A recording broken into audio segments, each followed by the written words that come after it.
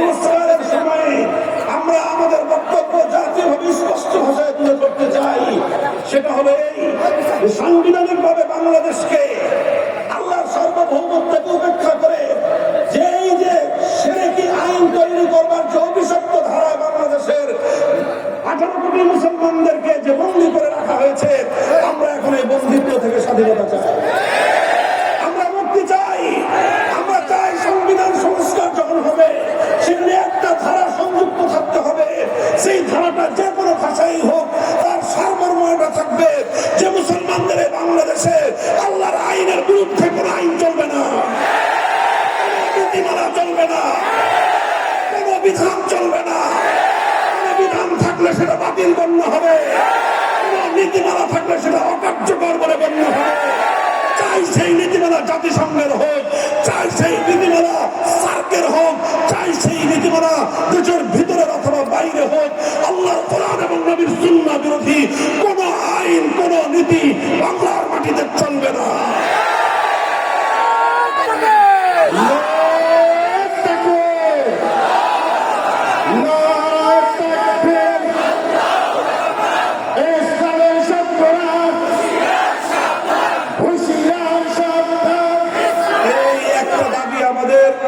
এটা ভালোভাবে বুঝবার চেষ্টা করবেন।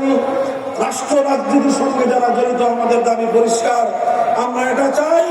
আমরা মনে করি 5ই আগস্টের বিপ্লব এই দাবি উত্থাপন করার জন্য বাংলাদেশের অনুকূল পরিবেশ তৈরি করে দিয়েছে।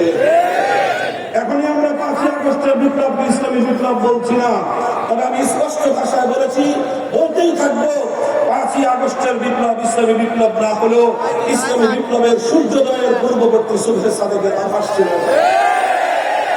শহীদ আবু সাঈদরা যেভাবে বুক টান করে জালিমের বুলেটের আঘাতকে বরণ করে নিয়েছে পক্ষে, লক্ষ লক্ষ শহীদ আবু সাঈদ বাংলার মাটিতে জন্ম হবে ইনশাআল্লাহ। সাইফুল ইসলাম আলিফদেরকে তোমরা হত্যা করে তাওহীদের জাগরণ বন্ধ করে দিতে পারবে না। বাংলাদেশের ঢাকা বিশ্ববিদ্যালয়, প্রত্যেকটি পাবলিক এবং প্রাইভেট বিশ্ববিদ্যালয়গুলো থেকে আমাদের সন্তানেরা একত্ববাদ এবং তাওহীদের চেতনা নিয়ে রাজপথে নেমে আসছে। জোয়ার স্তব্ধ করে দিতে পারবো না ইনশাআল্লাহ। মাদ্রাসার ছাত্র আর এগুলো তো রিজার্ভ ফোর্স। এর সর্বশেষ ইনশাআল্লাহ বিপ্লবের জন্য তৈরি হও, আলেম সমাজ প্রস্তুতি গ্রহণ করেন, জাতিকে নেতৃত্ব দিতে হবে ইনশাআল্লাহ। দেশ থেকে কোরআন বিরোধী, ইসলাম বিরোধী প্রতিটি অপশক্তির শেকড় শক্ত উপরে ফেলতে হবে। ওদের গাত্রদাহ শুরু হয়ে গিয়েছে, অন্তর্জালা শুরু হয়েছে। বাংলাদেশকে যারা বন্দী করে রাখতে চেয়েছিল, বাংলাদেশকে যারা পররাজ্যে পরিণত করতে চেয়েছিল, পরব রাজ্যে বাংলাদেশের স্বাধীনতাকে বিপন্ন করে যারা অঙ্গরাজ্যের মতো করে বাংলাদেশকে পরিচালনা করতে চেয়েছিল, তাদের সেবাদাসী উৎখাত খাওয়াতে মাথা খারাপ হয়ে গেছে। আমরা বলছি ইসকনের নামক সন্ত্রাসী সংগঠনের বিরুদ্ধে প্রায় 10 বছর ধরে ওলামায়ে কেরাম বলছেন, তখন আপনারা আমাদের কথাকে অনেকে গুরুত্ব দেন নাই, অনেকে সুশীল সেরেছেন যে ইসকন নিয়ে হুজুরদের মাতামাতি করার দরকার কি। আমরা যখন বলেছিলাম আমাদের সেই কথা যদি কর্ণপাত করতেন, আজ বাংলাদেশের চট্টগ্রামের আদালত প্রাঙ্গণ সরকারি একজন প্রসিকিউটর, একজন সহকারী প্রসিকিউটর, একজন প্রসিকিউশনের কর্মকর্তা, এদেশের একজন তরুণ সম্ভাবনাময় আইনজীবীকে নির্মমভাবে হত্যাকাণ্ডের শিকার হতে হতো না। এই ইসলাম নামক সন্ত্রাসী দেশ বিরোধী শক্তিকে বাংলাদেশে নিষিদ্ধ করতে হবে। কত নিষিদ্ধ করা হয়েছে বাংলাদেশে আমরা দেখি নাই। আল্লাহর সার্বভৌমত্বে বিশ্বাস হওয়ার কারণে দেশের রাজনৈতিক দল নিষিদ্ধ হয়েছে। শুধুমাত্র শাসনতন্ত্র, ইসলামী শাসনতন্ত্র বলবার কারণে রাজনৈতিক নিবন্ধন পায় নাই। এই সব দৃশ্য দেখে দেখে বাংলার মানুষ আজ তাদের হৃদয়ের মধ্যে জ্বলন্ত বারুদ বিদ্রোহের আগুন জ্বলছে। ইসকনকে অনতিবিলম্বে নিষিদ্ধ করে তাদের সকল জঙ্গিবাদী সন্ত্রাসী কার্যকলাপ নিষিদ্ধ করতে হবে। যদি সেটা না করেন, এদেশের তৌহিদি জনতা নিজেরাই নিজেদের হাতে দায়িত্ব তুলে নিতে বাধ্য হবে। ইনশাআল্লাহ আমরা সকল সংখ্যালঘুদের জান, মাল, ইজ্জত এবং ধর্মীয় স্বাধীনতা নিরাপত্তা দেওয়ার গ্যারান্টি দিচ্ছি। এদেশের আলেমরা বেঁচে থাকতে, এদেশের ইসলাম প্রিয় ইমাম সাহেবান বেঁচে থাকতে, এদেশের ধর্মপ্রাণ মুসলমানরা থাকতে এবং আলহামদুলিল্লাহ আমাদের রাষ্ট্র এবং প্রশাসন সকলে মিলে সকল সংখ্যালঘুদের জানমাল শুধু নয়, তাদের ধর্মীয় স্বাধীনতা, তাদের উপাসনালয় এগুলোর নিরাপত্তা আমরা নিশ্চিত করবো, দায়িত্ব নিচ্ছি ইনশাআল্লাহ। কিন্তু সন্ত্রাসী কার্যকলাপের মাধ্যমে বাংলাদেশে তাওহীদের আলো নিভিয়ে দেওয়ার কোনো চক্রান্ত হলে বরদাস্ত করা হবে না। আমরা স্পষ্ট ভাষায় দাবি তুলতে চাই, বাংলাদেশে হিন্দু সংখ্যালঘুদের সঙ্গে বৈষম্যের আচরণ করা যাবে না। বৈষম্যের আচরণ মানে হলো তারা যা পায় তাই দিতে হবে। 10 টাকা পেলে 10 টাকা দিবেন, 5 টাকাও দিবেন না, আবার 20 টাকাও দিবেন না। আমরা দেখেছি বাংলাদেশে তাদেরকে এবং বিশেষ করে সুপরিকল্পিত ভাবে পার্শ্ববর্তী রাষ্ট্রের অনুগতদেরকে নানাভাবে প্রশাসনিক ভাবে, রাষ্ট্রীয় ভাবে আশ্রয় প্রশ্রয় দিয়ে বিভিন্ন গুরুত্বপূর্ণ জায়গায় তাদেরকে বসিয়ে দেশটাকে অকার্যকর করার পায়ে তারা চালিয়েছে তারা। আর সেই অভিশাপ এখন বাংলাদেশকে কুড়ে কুড়ে খাচ্ছে। 2 দিন পর পর বাংলাদেশের বিপ্লবকে ব্যর্থ করে দেওয়ার পায়ে তারা চলছে। তৌহিদি জনতাকে আমি বলবো, যে কোনো উপায়ে বিপ্লবের পক্ষে রাজপথে নিজেদের অবস্থান ধরে রাখবেন ইনশাআল্লাহ। মোহতারাম হাজিরিন, বলছিলাম এক আল্লাহর প্রতি আনুগত্য এবং আল্লাহর প্রতি আন্তরিকতা থাকতে হবে, আল্লাহর নবীর প্রতি আন্তরিকতা থাকতে হবে। মুসলমানদের যারা শাসক গোষ্ঠী তাদের কল্যাণকামিতা করতে হবে, জনগণের কল্যাণকামিতা করতে হবে। আমরা বিগত শাসক গোষ্ঠীর কল্যাণে যেটা মনে হয়েছে তাদের কল্যাণ হবে সেই কথা বলতে আমরা দ্বিধা করি নাই। এমনকি ফেরাউনের মুখের উপরে আমরা সেই কথা বলে দিয়েছি যেই কথায় তার কল্যাণ ছিল। আজকে ডক্টর ইউনূস সাহেবের অন্তর্বর্তীকালীন সরকারকেও আমরা চোখে আঙুল দিয়ে সেই সকল দৃশ্যগুলো দেখিয়ে দিতে চাই, যেই সকল কাজগুলো করলে তাদের কল্যাণ হবে, সেই কল্যাণকামীদের পথে যেন তারা পরিচালিত হয়। আল্লাহ রাসূলের পক্ষ থেকে দায়িত্বপ্রাপ্ত হয়ে সেই দিক নির্দেশনা আমরা তাদেরকে দিতে চাই। আর বলেছিলাম আওয়ামী লীগের কথা বলবো, ওই কথা থেকে এই কথা চলে আসছে। আওয়ামী লীগের সমস্যা যে জায়গাটা, যদি আবার কোনোদিন বাংলাদেশের রাজনীতিতে ফিরে আসবার স্বপ্ন দেখেন, একটা জিনিসকে সংশোধন করে আনবেন, সেটা হলো বাংলাদেশে আলেম ওলামা এবং ইসলামপন্থীদের রাষ্ট্র ব্যবস্থা ইসলামকে প্রতিষ্ঠার এই চেষ্টার বিরুদ্ধে আপনারা দাঁড়াতে পারবেন। আওয়ামী লীগের সবচেয়ে বড় সমস্যা হবে হুজুরদেরকে মোল্লা হিসেবে সম্মান জানায়, হুজুরদেরকে ইমাম হিসেবে হাদিয়া দেয়, খতম পড়ায় তথ্য দেয়, কিন্তু সেই হুজুরই যখন কোন অন্যায়ের বিরুদ্ধে বলিষ্ঠ কণ্ঠে কথা বলে তখন সেই হুজুর মামুনুল হক হয়ে যায়। তখন আর দেখতে পারে না, যে এই হুজুর বেশি কথা পারে। তোমরা হুজুরদের মুখ থেকে শুধুমাত্র তোমাদের চাটুকারিতা চাও, মনে রাখবে যারা সত্যিকার আলেম জীবন দিয়ে দেবে, ফাঁসি কাস্তে ঝুলবে, কোন অত্যাচারী স্বৈরাচারী তাগুতি শাসনের চাটুকারিতা করবে না। সামনের দিনে বাংলাদেশের রাজনীতিতে ফিরে আসতে চাইলে এই চাটুকারিতার পছন্দনীয়তা বাদ দিয়ে আসতে হবে। আলেমদের কাছ থেকে সংশোধনমূলক কথাগুলো শোনার মতো অভ্যাস করে আসতে হবে। আমরা সব বিষয়ে কথা বলবো, সব বিষয়ে কথা বলবো। আমরা অর্থনীতি নিয়ে কথা বলবো, সমাজনীতি নিয়ে কথা বলবো, সংস্কৃতি সাহিত্য নিয়ে আমরা কথা বলবো, রাষ্ট্র এবং রাজনীতির প্রতিটি অসঙ্গতি নিয়ে আমরা কথা বলবো। এগুলোই হবে মাহফিল, এগুলোই হবে মাহফিল। আরে আওয়ামী লীগের দেখা দেখি বিএনপির মধ্যে কিছু ভূত চলে গেল, ভালো হয়ে যাবে, ভালো হয়ে যান। এটার ভালো হওয়ার মোক্ষম সময়, এখন ভালো হওয়াটা সহজ। আপনারা এই সকল আলেম ওলামাদের সঙ্গে বিভিন্ন সময়ে ওলামায়ে কেরাম যখন কোরআন হাদিস থেকে এমন কোনো কথা বলেন যেই কথা দলীয় আদর্শের বিরুদ্ধে যায়, তখন ফস করে সাপের মতো সবল দিয়ে উঠে। এইটা বন্ধ করেন, আপনাদের জন্য কল্যাণ হবে। এই বাংলাদেশ আগামী দিনে ইসলামের বাংলাদেশ হবে। কাজেই এদেশে থাকতে হলে, চলতে হলে, এদেশের মানুষের সঙ্গে মিশে থাকতে হলে, এদেশের মানুষের অধিকাংশ মানুষের সেন্টিমেন্টকে বুঝতে হবে, তাদের পালস বুঝতে হবে, তাদের নাক চিনতে হবে। বাংলাদেশের চূড়ান্ত গন্তব্য হবে ইনশাআল্লাহ ইসলাম।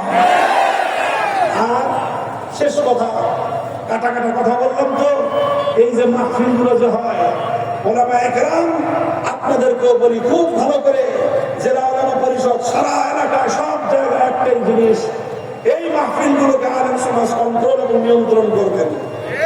এই মাহফিলগুলোতে আমাদের মতো কোন আলোচক যেন কোন অবান্তর কথা বলতে না পারে, সেটাও ওলামায়ে কেরাম এটা দায়িত্ব নেবেন। কেউ কোনো ভুল কথা, যে কোনো দৃষ্টিকোণ থেকে ভুল কথা বললে তাকে সংশোধন করে দিবেন। আর এই দ্বীনের নামের এই মাহফিলগুলোতে কোন দুনিয়াদার পলিটিক্যাল ব্যক্তিত্বকে কখনোই অতটা গুরুত্ব দিবেন না, যে গুরুত্ব পেয়ে সে মাহফিলকে নিয়ন্ত্রণ করার চেষ্টা করে। মাহফিলে দাওয়াত না পেলে সম্ভাব্য এমপি প্রার্থীরা যে সমস্ত অপকর্ম করেন ওই দিন ভুলে যাওয়া শুরু করেন। মাহফিলে যদি কেউ দাওয়াত পান, সম্মানের সঙ্গে সেই দাওয়াত গ্রহণ করে আসবেন এবং এসে চেয়ারে না বসার চেষ্টা করবেন। কোমরে ব্যথা থাকলে ভিন্ন কথা, তাও চেয়ারটা নিয়ে হুজুরদের পিছনে বসবেন।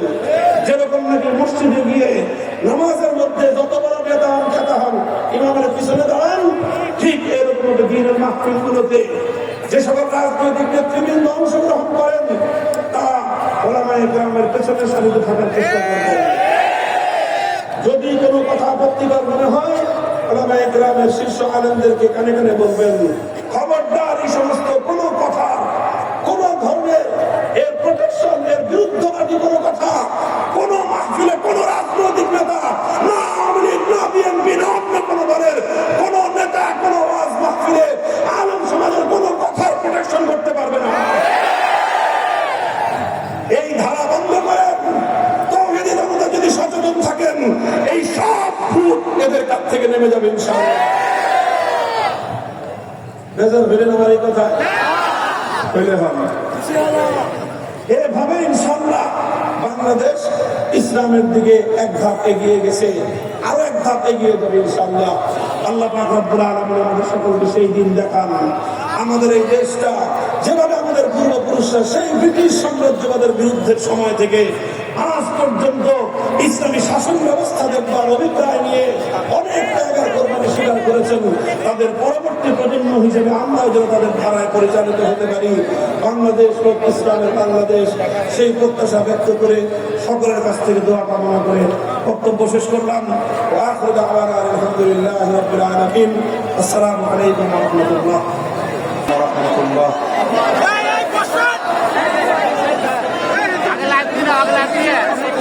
الحمد لله ونستعينه ونستغفره ونؤمن به ونتوكل عليه ونشهد أن لا إله إلا الله وحده لا شريك له ونشهد أن سيدنا وسندنا وحبيبنا وطبيب قلوبنا ومولانا محمد صلى الله تعالى عليه وعلى آله وأصحابه وبارك وسلم تسليما كثيرا. أما بعد فأعوذ بالله من الشيطان الرجيم. بسم الله الرحمن الرحيم. إن الذين قالوا ربنا الله ثم استقاموا تتنزل عليهم الملائكة ألا تخافوا ولا تحزنوا وأبشروا بالجنة التي كنتم توعدون. نحن أولياؤكم في الحياة الدنيا وفي الآخرة ولكم فيها ما تشتهي أنفسكم ولكم فيها ما تدعون نزلا من غفور رحيم. بارك الله لنا ولكم في القرآن العظيم ونفعنا إياكم بالآيات والذكر الحكيم.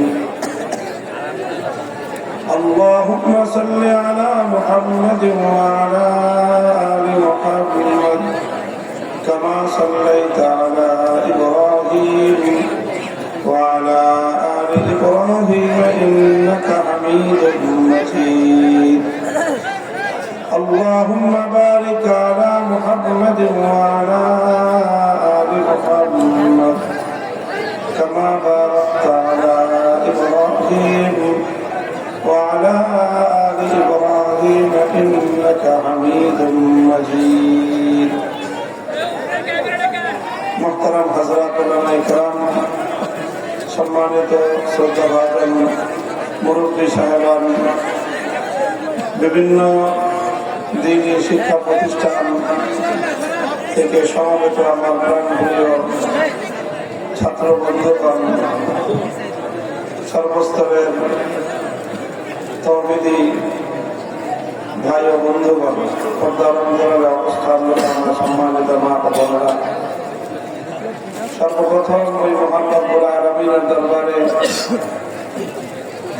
শুকরিয়া আদায় করছি যিনি আজকে আপনাদের এই কুষ্টিয়া জেলা শহরের প্রাণ কেন্দ্রে জেলা ওলামা পরিষদের এই ইসলামী মহাসম্মেলন বাস্তবায়ন করার তৌফিক দান করেছেন। দীর্ঘ এক অন্ধকার এবং জাহেলি যুগের অবসানের পর আমাদেরকে স্বাধীনভাবে সম্মিলিত হয়ে আল্লাহর দ্বীনের কথা বলবার, আলোচনা করবার একটা অনুকূল পরিবেশ সৃষ্টি করে দিয়েছেন সেই রব্বে করিম, যার ক্ষমতার কাছে, যার শক্তির সামনে দুনিয়ার সকল শক্তি অতি তুচ্ছ এবং নগণ্য।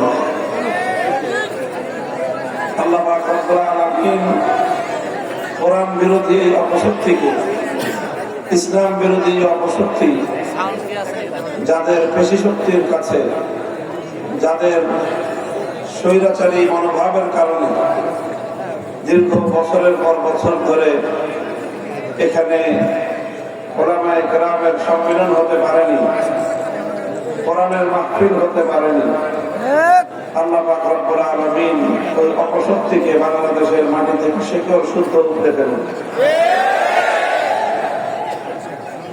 আর যদি তাদের কপালে হেদায়েত থেকে থাকে, আল্লাহ পাক রব্বুল আলামিন তাদেরকে হেদায়েত দান করুন, তারা আবার শুদ্ধ মানুষ হয়ে ফিরে আসে।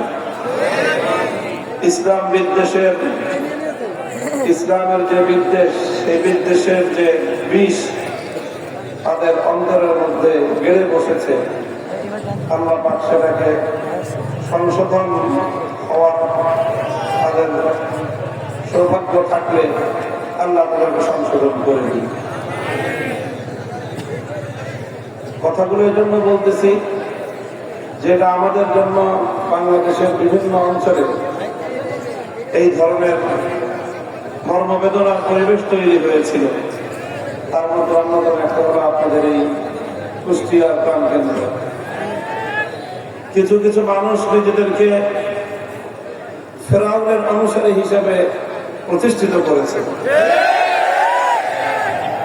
তার মধ্যে একজনটা ছিল আপনাদের কুষ্টিয়া।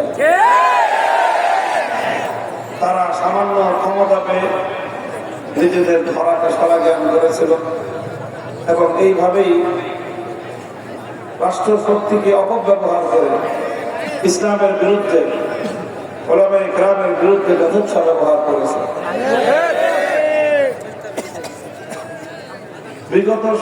বিগত যেই স্বৈরাচারী সরকার ছিল, হয়তো আবার কোনোদিন তারা যদি দেশের মানুষ জনগণ যদি ক্ষমা করে, আবারও হয়তো তারা বাংলাদেশের রাজনীতিতে ফিরবে।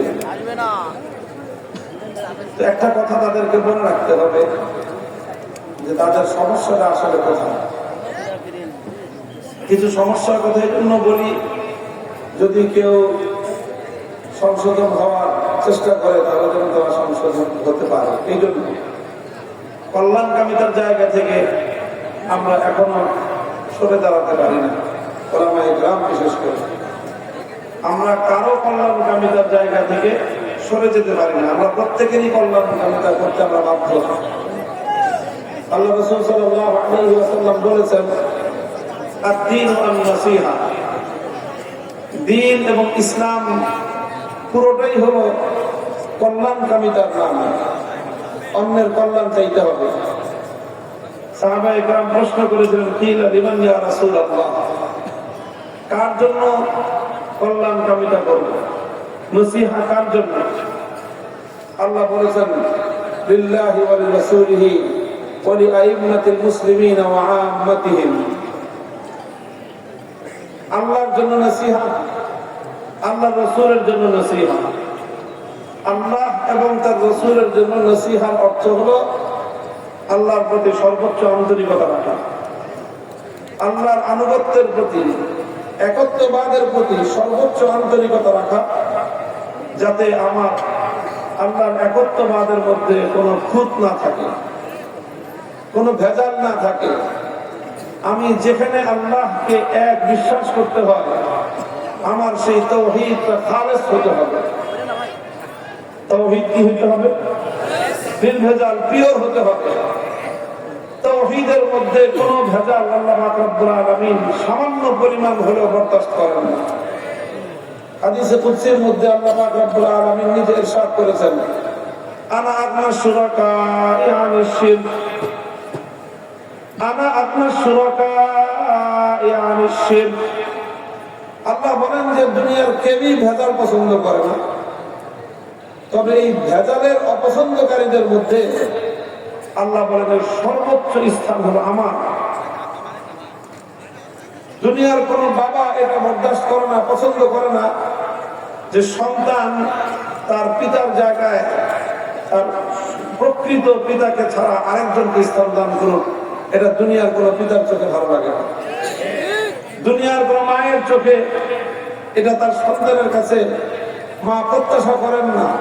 মায়ের কাছে এটা ভালো লাগে না যে সন্তান মাকে বাদ দিয়ে অন্য কাউকে মায়ের মতো আপন ভাবুক, মায়ের মতো অন্য কাউকে তার নিজের মায়ের স্থানে স্থান দান করুক। এটা দুনিয়ার কোন মায়ের কাছে ভালো লাগে না। দুনিয়ার কোন স্বামীর কাছে এটা ভালো লাগে না যে তার স্ত্রী অন্য কোন পুরুষের সাথে তার মতো করে ভালোবাসুক, আচরণ করুক, অন্য কোন পুরুষের সাথে সম্পর্ক রাখুক। এটা দুনিয়ার কোন স্বামীর কাছে ভালো লাগে না। এরকম দুনিয়াতে যতগুলো সম্পর্ক আছে, কেউ নিজের সম্পর্কের জায়গায় ভেজালকে পছন্দ করে, কেউ ভেজালটাকে পছন্দ করে না। আপনি দুধ কিনতে যাবেন, দুধের সাথে যদি সামান্য একটা পানি মিশ্রণ করে দেয়, এটা আপনার কাছে ভালো লাগবে না, লাগবে? আমার আব্বা সাইকুল হাদিস রহমাতুল্লাহ রসিকতা করে বলতেন, আপনি বাজারে দুধ কিনতে গিয়েছেন, এখন আপনি দোকান থেকে যদি জিজ্ঞাসা করেন দুধ বিক্রেতাকে যে আপনার দুধ খাঁটি না পানি মিশিয়েছেন, যদি সেই পেটা সরলতার কারণে বলে না পানি মিশিয়েছি, অল্প পানি মিশিয়েছি, আপনি দুধ কিনবেন? এখন যে দোকানদার বলে ভাই কি সমস্যা কি, তো পানি তো মিশিয়েছি, খারাপ কিছু তো মিশাই নেই, পানির ওপর মান জিরো। আপনি একই টাকা দিয়ে দুধও পাচ্ছেন, পানিও পাচ্ছেন, আপনার দুধ না কিনে চলে যান কেন? মানবেন? আচ্ছা যদি বলে যে না ভাই আমি চাপকলের পানি না বাজার থেকে কিনে মিনারেল ওয়াটার মিশিয়েছি, তো সেই দুধ পছন্দ করে কে কি কিনবেন বলেন? কেউ পছন্দ করবে? আরে ভাই আমি তো দুধ কিনতে আসছি, আমি যদি পানি কিনতে আসতাম তা আমি তো দুধওয়ালার কাছে আসতাম না, আমি তো পানির দোকানে যেতাম। আমি তো মিনারেল ওয়াটার কিনতে আসি না, আমি আসছি দুধ কিনতে।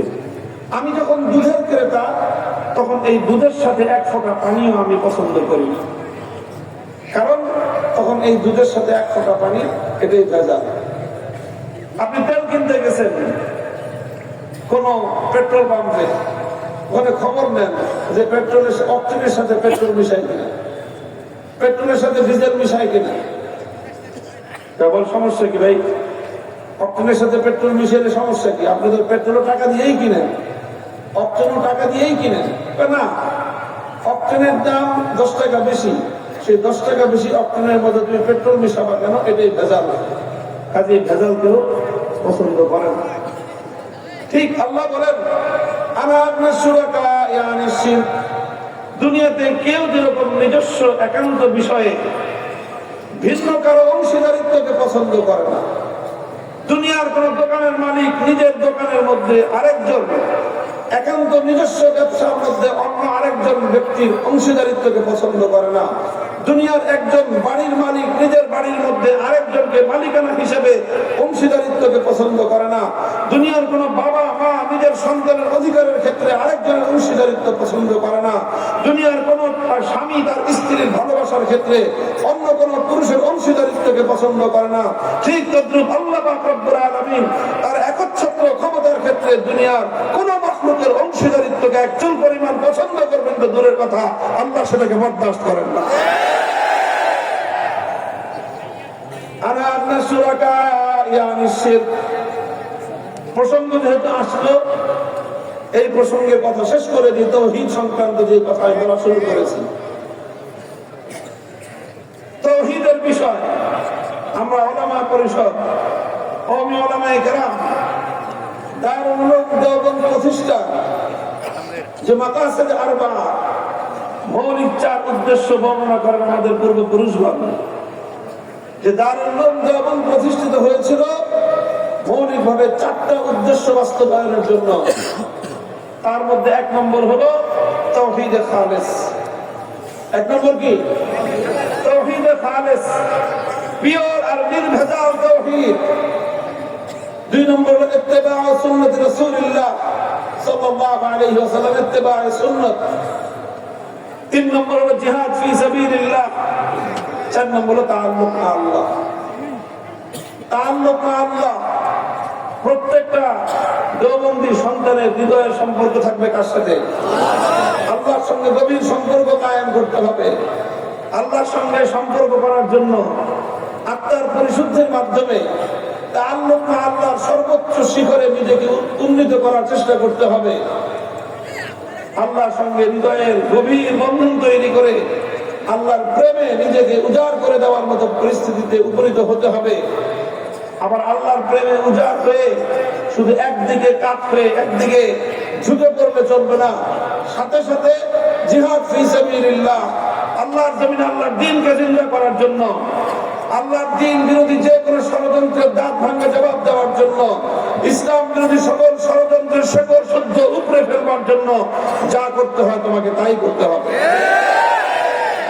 পরিস্থিতি যত ভয়াবহ হোক না কেন, পরিস্থিতি যত প্রতিকূলই হোক না কেন, কোন অবস্থাতেই কোশ্চেনকালও নিজের মূল নীতি থেকে হটে যাওয়া যাবে না, মূল নীতি থেকে দূরে সরা যাবে না। তাওহীদে খালেস, ইত্তেবায়ে সুন্নাত, তাআল্লুক মা আল্লাহ, জিহাদ ফি সাবিলিল্লাহ, নির্ভেজাল তাওহীদ, সকল কাজে কর্মে আল্লাহর পয়গম্বরের আদর্শের অনুসরণ, সুন্নতের ইত্তেবা, আল্লাহ পাক রব্বুল আলামিনের সঙ্গে আত্মার গভীর বন্ধন, হৃদয়ের প্রেমের সম্পর্ক, আল্লাহর দ্বীনকে রক্ষা করার জন্য সর্বোচ্চ ত্যাগ আর কোরবানির নজরানা পেশ করার মানসিকতা পোষণ। এই চারটি হলো দারুল উলুম দেওবন্দ প্রতিষ্ঠার মূল উদ্দেশ্য, যে এই চার বৈশিষ্ট্য উম্মতের মধ্যে, মুসলমানদের মধ্যে ব্যাপকভাবে ছড়িয়ে দেওয়া। তো সেই তাওহীদে খালেস থেকে বলতেছি যে আল্লাহ পাক রব্বুল আলামিন তাওহীদের ক্ষেত্রে সামান্য ভেজাল পছন্দ করেন না। তাওহীদ বলতে আমরা কি বুঝি? তাওহীদ বলতে কি বুঝি? দেখেন, তাওহীদের আলোচনা কোরআনে পাকের মধ্যে যত জায়গায় আছে, এর অধিকাংশ জায়গাগুলোতে তাওহীদের বিপরীতে আরেকটা শব্দ আল্লাহ পাক রব্বুল আলামিন প্রয়োগ করেছেন। আল্লাহর একত্ববাদের আলোচনায় তাওহীদের বিপরীত যে মেরুটা, সেটাকেও আল্লাহ উল্লেখ করেছেন। কারণ এটা একটা আরবি প্রবাদ আছে, আমাদের ছাত্ররা তোমরা জানো, ওয়াবিজিদ্দিহা তাতাবায়্যানুল আশিয়া, ওয়াবিজিদ্দিহা তাতাবায়্যানুল আশিয়া। যে কোনো জিনিসের পূর্ণাঙ্গ পরিচয় পেতে হলে তার বিপরীত দিকটা জানলে খুব ভালো করে বুঝে আসে। রাত কাকে বলে? দিনকে যদি তুমি বুঝে থাকো যে দিবস কি জিনিস, তাহলে তুমি রজনীটাকে ভালো করে বুঝতে পারবে। আলো কি জিনিস? অন্ধকারকে দিয়ে আলোকে ভালো করে বোঝা যায়। তাওহীদ কি জিনিস? শিরককে দিয়ে তাওহীদকে ভালো করে বোঝা যায়। যে এটা হলো শিরক, এর বিপরীত হলো তাওহীদ। এটা হলো তাওহীদ, এর বিপরীত হলো শিরক। এই জন্য কোরআনে পাকের অধিকাংশ আলোচনার মধ্যে তাওহীদ সংক্রান্ত, যে তাওহীদের বিপরীত দিকটা শিরকের আলোচনা আল্লাহ পাক রব্বুল আলামিন করেছেন। এবং শিরকের আলোচনা করতে গিয়ে আল্লাহ পাক রব্বুল আলামিন একটা শব্দ বারংবার কোরআনে পাকের মধ্যে প্রয়োগ করেছেন, সেটা হলো তাগুত। আলাম তারা ইলাল্লাযীনা ইয়াযুমুনা আন্নাহুম আমানু বিমা উনজিলা ইলাইকা ওয়া মা উনজিলা মিন ক্বাবলিকা ইউরিদুনা আন ইয়াতাহাকামু ইলাত তাগুত ইলাত তাগুতি ওয়া ক্বাদ উমিরু আন ইয়াকফুরু বিহি ওয়া ইউরিদু আশ-শাইতানু আন ইউদিল্লাহুম দালালাম বাঈদা। আল্লাহ বলেন, বড় ক্ষোভ এবং আশ্চর্য নিয়ে, বড়ই আশ্চর্য নিয়ে আল্লাহ বলেন যে দেখো কিছু মানুষ এমন আছে যে তারা ইয়াযুমুনা আন্নাহুম আমানু, তারা দাবি করে যে তারা ঈমানদার। এটা কোরআনের শব্দ, আমি কোনো ব্যাখ্যা করলাম না। উলামায়ে কেরাম আছেন শব্দের অর্থ বলতেছি ইয়াযুমুন আন্নাহুম আমানু, তারা দাবি করে যে তারা কি বললাম, তারা ঈমানদার। কিছু মানুষ আছে তারা দাবি করে যে তারা, অথচ ইউরিদুনা ইয়াতাহাকামু ইলাত তাগুত, তারা চায় যে তারা তাগুতের ফয়সালা মানবে। তারা চায় যে তাদেরকে তাগুত সিদ্ধান্ত দিবে। তারা চায় যে তারা তাগুতের বিচার চাইবে। তারা তাগুতের বিচার চাইতে চায়, তারা তাগুতের বিচার চায়। কোরআন বলছে, আল্লাহ বলছেন যে তুমি নিজেকে ঈমানদার বলে পরিচয় দিবা, আবার তাগুতের বিচারও চাইবা। রাত এবং দিন যেমন একত্রিত হতে পারে না, আলো এবং অন্ধকার যেমন একসঙ্গে জমা হতে পারে না, আসমান আর জমিন যেরকম একত্রিত হতে পারে না, আল্লাহর উপর ঈমান এবং তাগুতের উপর বিশ্বাস একত্রে হতে পারে না। এটা আল্লাহর কথা। আল্লাহ বলছেন পৃথিবীতে একটা আশ্চর্যজনক জিনিস, যে সে দাবিও করবে ঈমানদার, আবার তাগুতের বিচার চাইবে। এটা কশ্চিনকালেও হতে পারে না। তুমি ঈমানদার হলে তাগুতের কাছে বিচার চাইতে পারো না, আর তাগুতের ফয়সালা চাইলে ঈমানদার হতে পারো না। কথা পরিষ্কার, কোরআন পরিষ্কার পরিষ্কার বলে দিয়েছে, قد تبين الرشد من الغي فمن يكفر بالطاغوت ويؤمن بالله فقد استمسك بالعروة الوثقى। আল্লাহ বলছেন قد تبين الرشد من الغي, কোনটা সঠিক পথ আর কোনটা ভুল পথ স্পষ্ট হয়ে গিয়েছে দিবালোকের মতো। فمن يكفر بالطاغوت ويؤمن بالله, যে তুমি যদি আল্লাহর উপর ঈমান আনো, সঙ্গে সঙ্গে তাগুতকে যদি অস্বীকার করো, ফাকাদ ইসতামসাকা বিল উরওয়াতিল ওয়াসকা, তাহলেই কেবলমাত্র তুমি নিশ্চিতভাবে তুমি মুক্তির পথ ধারণ করলা, মুক্তির পথে পরিচালিত হলা।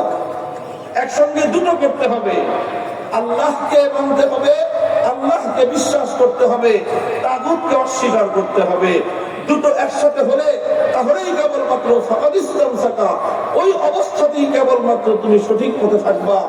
আর তুমি আল্লাহকেও মানবা, তাগুতকেও মানবা, আল্লাহকেও রাজি করবা, শয়তানকেও বেজার করবা না। এই ধরনের ভণ্ডামি আর মুনাফিকের জায়গা অন্য কোথাও থাকতে পারে, ইসলামের মধ্যে না। কোরআন পরিষ্কার, ঈমান বিল্লাহ কুফর বিত তাগুত একসঙ্গে হবে।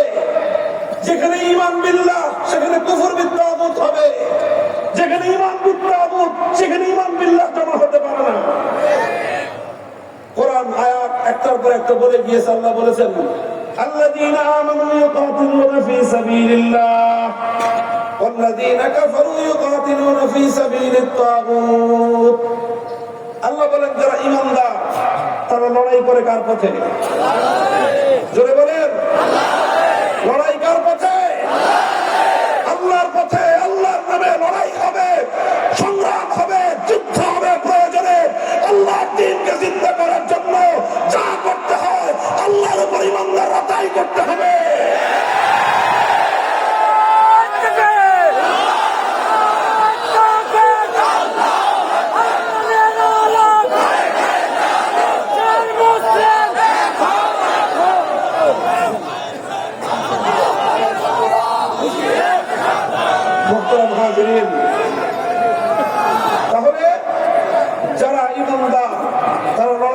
কার পথে?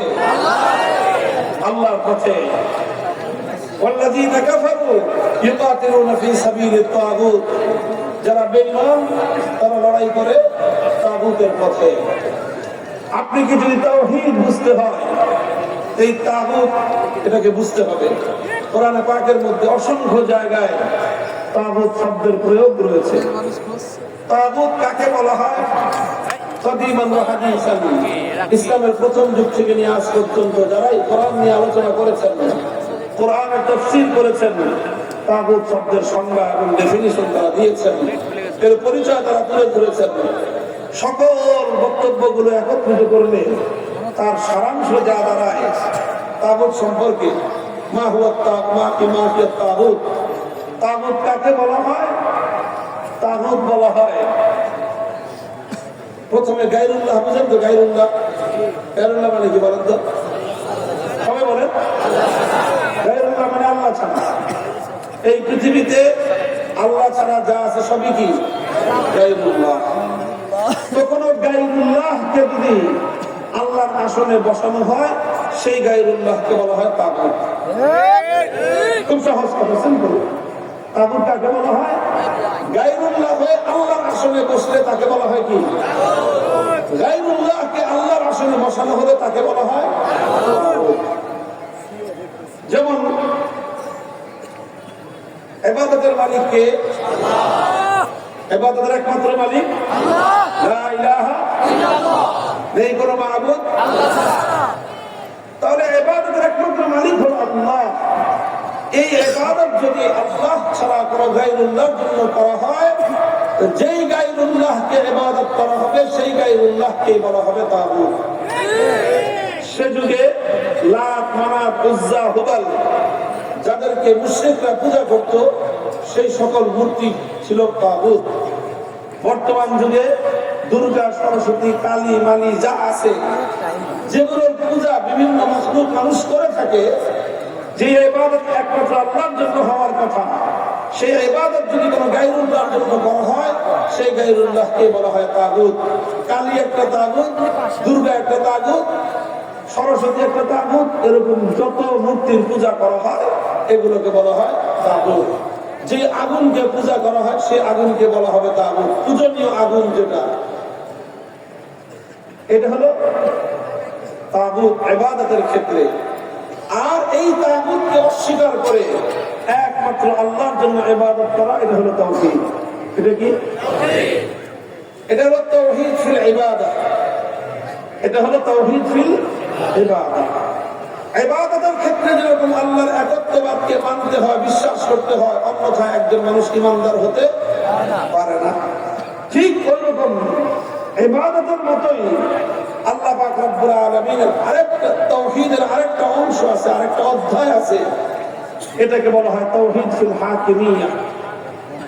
তাওহীদ ফিল হাকিমিয়া এর অর্থ হলো এই মহা সৃষ্টি জগতের মধ্যে আইন তৈরি করা, বিধান দেওয়া, চূড়ান্ত এবং প্রশ্নহীন ক্ষমতা একমাত্র কার? আল্লাহর। এটা বুঝবেন, ভালো করে বুঝবেন। ঝামেলা সব এই জায়গায়। নামাজির অভাব নাই, কিন্তু একজনেরও ঈমান নেই। হাজি দিয়ে গিজ গিজ করে সব বেঈমান। কি হবে এই হজ দিয়ে? হাজি তো আবু জাহেল ছিল, আল্লাহ আবু জাহেল বহুবার হজ করেছে, বহুবার হজ করেছে। বাইতুল্লাহ নগরীতে জন্ম, বাইতুল্লাহ নগরীতে থাকতো, হজ তো কোনোবার মাইট দিত না। কিন্তু এই হজ তার জন্য বিন্দুমাত্র কানাকড়ির উপকার দেয় নাই। কেন? কারণ তাওহীদ নির্ভেজাল ছিল না। এই জন্য তাগুতের পরিচয় ভালো করে বুঝতে হবে এবং তাওহীদের পরিচয়টাও ভালো করে বুঝতে হবে। তাওহীদ ফিল হাকিমিয়া এর অর্থ হলো যে আইন এবং বিধান তৈরি করবার ক্ষেত্রে সর্বোচ্চ ক্ষমতা কার? সর্বোচ্চ ক্ষমতার অর্থ হলো কি? যে আল্লাহ যদি কোনো আইন করে দেন, আল্লাহ যে সকল আইন করে দিয়েছেন, আল্লাহর সে আইন কেউ বাতিল করতে পারবে না। আল্লাহর সেই আইনের বিরুদ্ধে কোনো আইন করতে পারবে না কেউ। বিরুদ্ধে কেউ প্রশ্ন তুলতে পারবে না। আল্লাহর কোন আইন বুঝে আসুক বা না আসুক এটাকে অবজ্ঞা করতে পারবে না কেউ। আল্লাহর আইনের প্রতি অবজ্ঞা করা, আল্লাহর আইনের প্রতি প্রশ্ন তোলা, আল্লাহর আইনকে বাতিল করা, আল্লাহর আইনের জায়গায় বিকল্প আইন তৈরি যারা করবে তাদেরকেই বলা হবে তাগুত। কারণ নিরঙ্কুশ ভাবে আইন তৈরি করবার সর্বোচ্চ ক্ষমতাটা কার? আল্লাহ। এটা হলো তাওহীদ ফিল হাকিমিয়া। ইবাদত প্রাপ্তির আসন যেরকম একমাত্র কার, ঠিক তদ্রুপ চূড়ান্ত ভাবে আইন তৈরি করবার একচ্ছত্র ক্ষমতার মসনদ কার? কাজেই অন্য কেউ আল্লাহর এই চূড়ান্ত ক্ষমতাকে নিয়ে কাড়াকাড়ি করতে পারবে না। এটার সঙ্গে আল্লাহর প্রতিদ্বন্দ্বী হতে পারবে না, আল্লাহর সঙ্গে সংঘাতে লিপ্ত হতে পারবে না, আল্লাহ পাকের আইনের বিপরীতে অবস্থান গ্রহণ করতে পারবে না। আল্লাহর আইনের বিরুদ্ধে যায় এমন কোন অবস্থান, আল্লাহর আইনের বিরুদ্ধে কোন অবস্থান কোন ইমানদার বান্দা গ্রহণ করতে পারে না। বলবেন তাহলে মানুষ কি করে আইন করতে পারবে না? হ্যাঁ, মানুষ আইন করতে পারবে, তবে মানুষের আইনের মধ্যে একটা বৈশিষ্ট্য থাকতে হবে, সেটা হলো মানুষের কোন আইন আল্লাহ পাকের কোন আইনের সঙ্গে সাংঘর্ষিক হতে পারবে না, আল্লাহর কোন আইনের বিপরীত এবং বিরুদ্ধে যেতে পারবে না।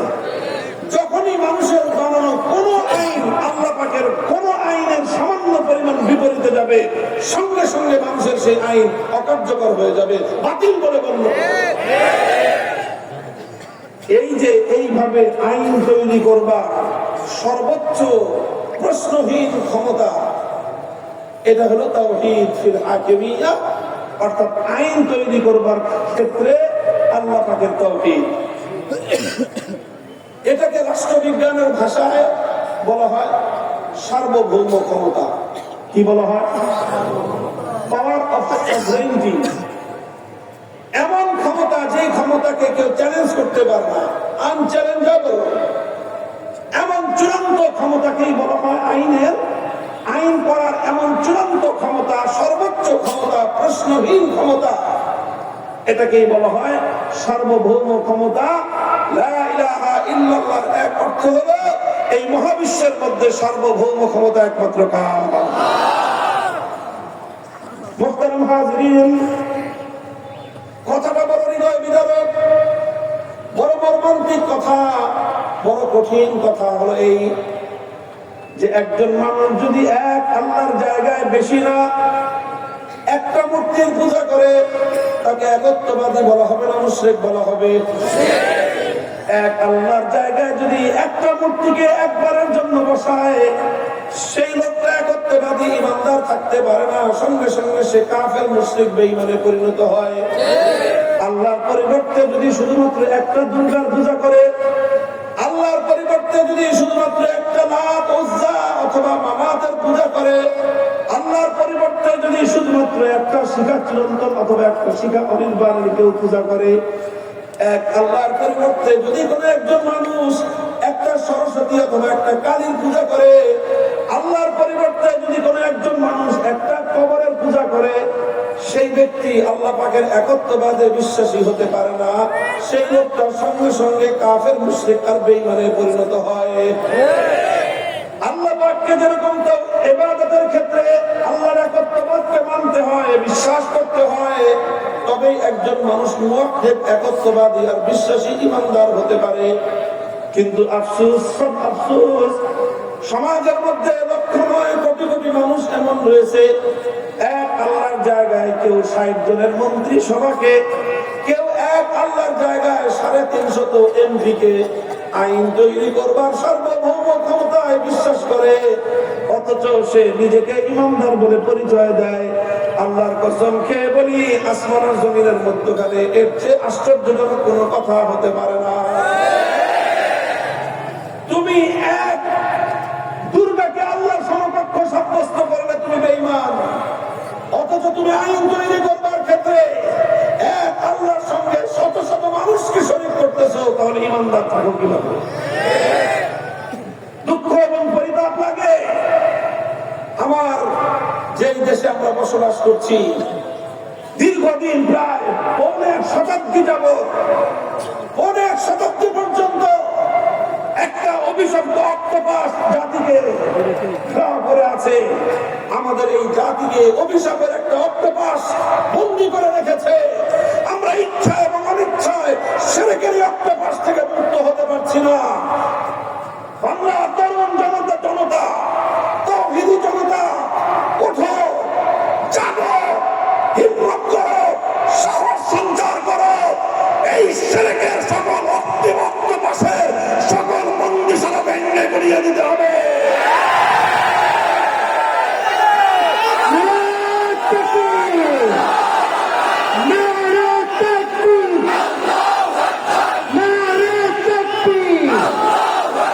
কুষ্টিয়া জেলা ওলামা পরিষদ জিন্দাবাদ জিন্দাবাদ। মুহতারাম হাজিরিন, কথাটা পরিষ্কার, এই কথা আমি লম্বা করতেছি না। আল্লাহর পরিবর্তে আল্লাহর আইনের বিরুদ্ধে কোন বাদশা যদি আইন করে সেই বাদশাকে বলা হবে তাগুত। আল্লাহর আইনের বিরুদ্ধে কোন রাষ্ট্রপতি যদি আইন করে সেই রাষ্ট্রপতি হবে তাগুত। আল্লাহর আইনের বিরুদ্ধে কোন প্রধানমন্ত্রী যদি আইন জারি করে সেই প্রধানমন্ত্রীকে বলা হবে তাগুত। আল্লাহর আইনের বিরুদ্ধে কোন মন্ত্রী পরিষদ যদি কোন আইনকে বৈধতা দান করে সেই মন্ত্রী পরিষদ হবে তাগুত। আল্লাহর আইনের বিরুদ্ধে কোন আইন পরিষদ, কোন সংসদ যদি কোন আইন পাস করে গোটা সংসদ হবে তাগুত। আল্লাহর আইনের বিরুদ্ধে কোন আদালত যদি কোন আইন তৈরি করে, কোন বিচারপতি যদি কোন আইন তৈরি করে সেই বিচারক, সেই বিচারালয়, সেই বিচারপতি সবগুলোই হবে তাগুতের আত্মা। মুহতারাম হাজিরিন, তাগুতের পরিচয়টাকে বুঝবার পর এই প্রসঙ্গে আমি আমার সর্বশেষ বক্তব্য যেটা বলতে চাই, দীর্ঘ আলোচনায় যাব না। এটা আজকে আমি আমার আলোচ্য বিষয় হিসেবে সিলেক্ট করেছিলাম না, কিন্তু প্রসঙ্গ এবং সময়ের দাবি আমাকে এদিকে নিয়ে আসলো।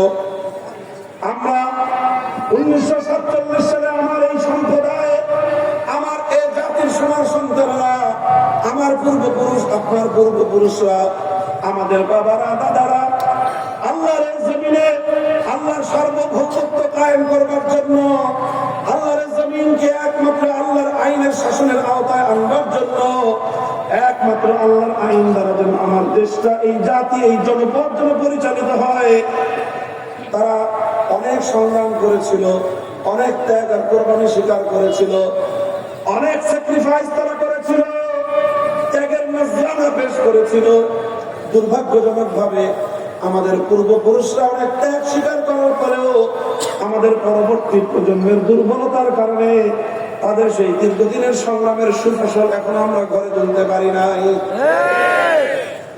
দেখেন 1947 সালে যখন ব্রিটিশরা এই দেশ থেকে চলে যায়, দেশটা যখন বিভক্ত হয়, ভারতবর্ষ দুই ভাগে ভাগ হলো। একটা ভাগ ভারত আর একটা ভাগ হলো পাকিস্তান। কেন দুই ভাগে ভাগ হয়েছিল? মুসলমানরা একটা দাবি তুলেছিল, গোটা ভারতবর্ষের মুসলমানরা। সেই দাবিটা হলো এই যে যদি আমরা এইভাবে হিন্দু মুসলিম একসঙ্গে দেশ বানাই, তাহলে যেটা হবে সেটা হলো হিন্দুরা যেহেতু সংখ্যাগরিষ্ঠ, কাজে মুসলমানরা তাদের প্রাণের দাবি, প্রাণের চাহিদা, যে তাদের ভূখণ্ড আল্লাহর আইনের দ্বারা শাসিত হওয়া, এই চাহিদা তাদের পূরণ হবে না। এই জন্য মুসলমানরা চাইল আমরা আমাদের এই প্রাণের চাহিদা পূরণ করে আমরা আল্লাহর আইনের অধীনে শাসিত হব, কোন মানব রচিত তন্ত্রমন্ত্রের দ্বারা আমরা পরিচালিত হব না। এই ছিল আমার আপনার এই বিশাল বঙ্গ জনপদের মুসলমানদের বর্তমান প্রজন্মের পূর্বপুরুষদের একান্ত চাহিদা। এই চাহিদার কারণে তাদেরকে অনেক ত্যাগ স্বীকার করতে হয়েছে। গোটা ভারত, এই উপমহাদেশে, ভারতবর্ষে অন্য কোন সম্প্রদায়, অন্য কোন এলাকা, অন্য কোন দেশের, অন্য কোন অঞ্চলের মুসলমানদেরকে এতটা ত্যাগ স্বীকার করতে হয় নাই যেটা এই বঙ্গ অঞ্চলের, তৎকালীন পূর্ববঙ্গ, পরবর্তী পূর্ব পাকিস্তান, বর্তমান বাংলাদেশ, এই অঞ্চলের মুসলমানদেরকে যতটা ত্যাগ আর কোরবানি স্বীকার করতে হয়েছে। কলকাতা ছিল আমাদের বাড়ির কাছে, ভারত ছিল আমাদের চারিপাশে ঘিরে, দিল্লি ছিল আমাদের কাছে, কিন্তু বাড়ির কাছের কলকাতাকে লাথি মারলাম, দিল্লিকে তালাক দিলাম, চতুর্পাশের ভারতকে আমরা ত্যাগ করলাম। 2000 কিলোমিটার দূরত্বে পাকিস্তানিদের সঙ্গে আমরা গাঁটছড়া বাঁধলাম। কিসের জন্য? পশ্চিম পাকিস্তানিদের সাথে আমাদের এই দেশের পূর্বপুরুষদের আলাদা কোনো প্রীতি ছিল না, আলাদা কোনো ভালোবাসার প্রেম ছিল না। শুধু একটা জিনিস ছিল, ওরাও মুসলমান আমরাও মুসলমান, সংখ্যাগরিষ্ঠ মুসলিম অধ্যুষিত এলাকায় আল্লাহর কোরআন হবে সংবিধান, ইসলাম হবে শাসন ব্যবস্থা। শুধু এই জন্য বাড়ির কাছের ভারতকে ছেড়ে 2000 কিলোমিটার দূরের পশ্চিম পাকিস্তানিদের সঙ্গে আমরা এক রাষ্ট্র গঠন করেছিলাম। এই রাষ্ট্র গঠনে অনেক মানুষ ছিলেন একসঙ্গে। রাষ্ট্র গঠনের এই প্রাথমিক পর্যায়ে শেখ মুজিবুর রহমান সাহেব এই দাবির পক্ষে ছিলেন। পরবর্তীতে তিনি আদর্শচ্যুত হয়েছেন, পরবর্তীতে তিনি তার আদর্শ থেকে বিচ্যুত হয়েছেন। সাফ কথায় বললে তিনি হেদায়েতের পক্ষে গুমরাহ হয়েছেন। আরো অনেকেই গুমরাহ হয়েছেন। ওনার নামটা বললাম কারণ পরবর্তীতে ওনার আলোচনা এবং ওনার ভূমিকা অনেক অনেক আলোচিত ছিল, এই জন্য বললাম। হয় আমার পূর্বের ভূমিকা যদি সঠিক হয়ে থাকে, পরবর্তী ভূমিকা ছিল ভুল। আর পূর্বের ভূমিকা যদি পরের ভূমিকা যদি সঠিক হয়ে থাকে, পূর্বের ভূমিকা ছিল ভুল। আমরা মনে করি তার পূর্বের ভূমিকাটাই সঠিক ছিল, পরবর্তী ভূমিকাটা ভুল ছিল, অধঃপতন ছিল, বিভ্রান্তি ছিল, গুমরাহি ছিল। 1947 সালে এই অঞ্চলের জনপদের মুসলমানরা বাড়ির কাছে ভারত, দিল্লি আর কলকাতাকে ছেড়ে পশ্চিম পাকিস্তানিদের সঙ্গে গাঁটছড়া বেঁধেছিল একটা কথার উপরেই। পশ্চিম পাকিস্তানিরা এবং তাদের লিডার মোহাম্মদ আলী খান জিন্নাহ জাতির সঙ্গে অঙ্গীকার করেছিলেন, ওয়াদা করেছিলেন যে আমরা আমাদের এই দেশে, মুসলিম দেশে কোরআন হবে সংবিধান, শাসনতন্ত্র হবে ইসলামী, ইসলামী শাসন ব্যবস্থার দ্বারাই দেশ পরিচালিত হবে। আমাদের দেশে আমাদের পূর্বপুরুষরা বললেন, ঠিক আছে, আমরা ভারতের মধ্যে এত বিশাল রাষ্ট্রের প্রয়োজন আমাদের নাই, অর্থনৈতিক এত উন্নতির প্রয়োজন আমাদের নাই, সারা পৃথিবীতে এত সুনাম সুখ্যাতির প্রয়োজন আমাদের নাই। সব কিছুকে দুপায়ে তোলে শুধুমাত্র ইসলামী শাসন ব্যবস্থার আকাঙ্ক্ষা নিয়ে পশ্চিম পাকিস্তানিদের সঙ্গে আমরা গাঁটছড়া বেঁধেছিলাম। দুর্ভাগ্য, সেই পশ্চিম পাকিস্তানের খান পাঠানরা 24টা বছর আমাদের সঙ্গে বিশ্বাসঘাতকতার বেইমানি করেছে। যখন 47 সালে যে বিভক্ত হলো, আমাদের ওলামায়ে কেরাম বারবার তাদেরকে বললেন, অঙ্গীকার পুরা করেন, আল কোরআনের শাসন কায়েম করবেন বলেছিলেন, ওই কোরআনের শাসন কোথায়? শাসকরা বলতো যে দেশটা এখন শিশু রাষ্ট্র, হুজুর এই শিশুটা এখনই যদি এদেরকে কোরআনের শাসন দিতে যাই তাহলে এই শিশু হজম করতে পারবে না, এখন একে লিকুইড খাওয়াইতে হবে, শক্ত খাবার খাইতে পারবে না। এই জন্য কিছুদিন তাকে পশ্চিমা শাসন ব্যবস্থার লিকুইড খাবার ফিডারে করে খাওয়ায়, শিশুটা যখন একটু বড় হবে, কোরআনী শাসনের শক্ত খাবার যখন খাইতে পারবে, তখনই আমরা এই শিশুকে কোরআনী শাসন দিব। ভালো কথা। 5 বছর পরে আবার হুজুরা জিজ্ঞাসা করলে, আপনার শিশু কি বড় হয়েছে? কয় না, এখনো বড় হয়েছে। 10 বছর পরে আপনার শিশু বড় হয়েছে? কয় না, এখনো বড় হয়েছে। 20 বছর পরে হুজুর আবার জিজ্ঞাসা করলেন, আপনার এই শিশু বড় হয় নাই? কয় না, হুজুর এখনো বড় হয় নাই। আমার আব্বাজান সাইফুল হাদিস রাহমাতুল্লাহ আলাইহি বলতেন, 24 বছর যখন হয়ে গেল, তখন দেশের মানুষ সিদ্ধান্ত নিল, যেই পোলা 24 বছরেও সাবালক হয় না, যেই পোলা 24 বছরেও প্রাপ্ত বয়স্ক হয় না, এটা 90 বছরেও হবে না, এই পোলার দরকার।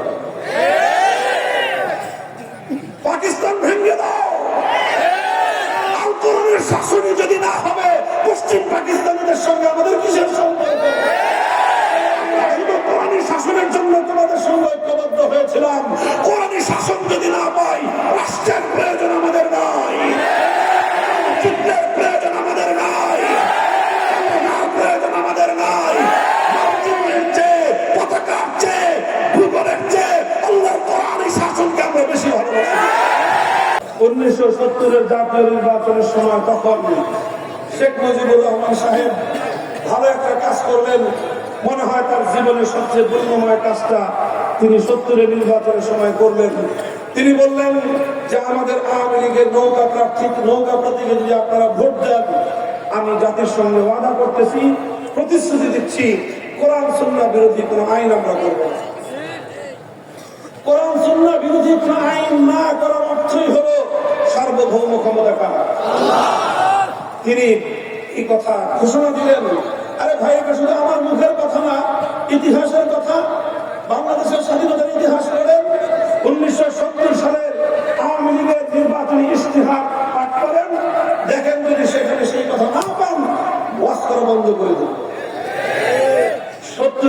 জাতীয় নির্বাচন তিনি অঙ্গীকার করেছিলেন, জাতির সঙ্গে ওয়াদা করেছিলেন কোরআন সুন্নাহ বিরোধী কোন আইন তিনি করবেন না।